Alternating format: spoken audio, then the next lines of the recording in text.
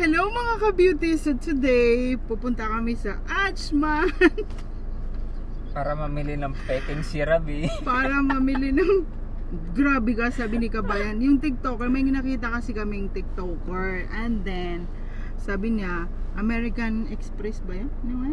American... What's the name of the store? It's Ajman Festival Land. No, it says American Chuba Chuchu. So, American brands daw. So, mga originals. Kaya, ay pinorward ko Ano sa... naman ang alam ni Kabayan sa original at saka peking? Wala siyang alam.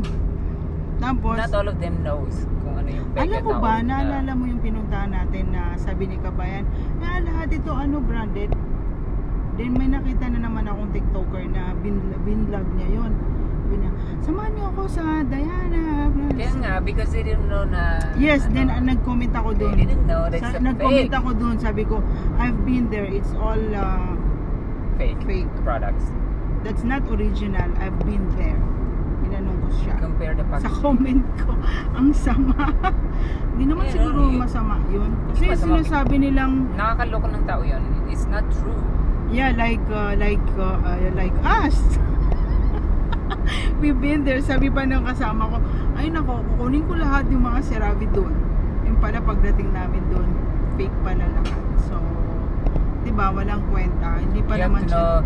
You have to know the original.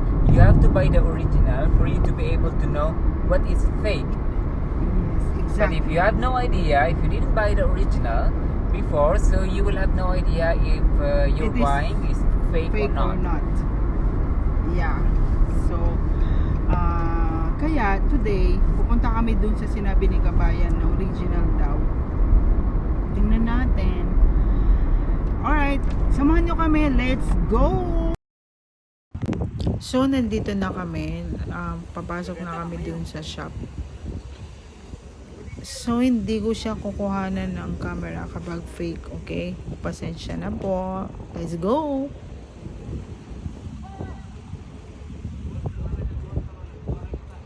Much later. So mga ka-beauty, nanggaling na kami dun sa sinasabi nilang mga original na mga CeraVe, mga cosmetics, Cetaphil. mga Cetaphil, mga ano pa ba yun? Clinic. Mga clinic, oh my god, nurse, na mga foundation. Hindi naman pala original, my god.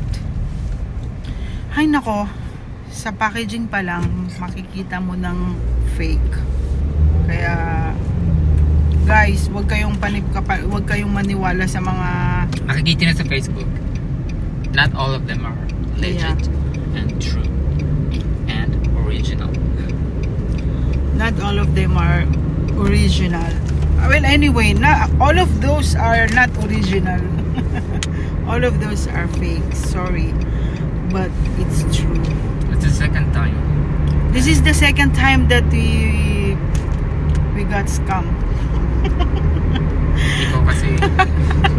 Kasi kasalanan ko talaga lahat. Nakikita ko. Kasi syempre, inaniniwala ka naman. Kaya ako nga pinapasa sa'yo para makita ko kung talaga bang original o ano. Tapos pag This will be the last time. And that will be the last time. I'll never ever share with you. Kasi Ito naman ayoko share na. sa akin naman. Kasi not me. Kasi not, naman yung mga TikToker na kabayan. Mga kabayan, hindi po yun original, okay? Thank you. So, pabalik na kami ngayon ng bahay. And disappointed kami. Thank you very much for watching. Please don't forget to like and subscribe and click the notification bell down below for more updated videos.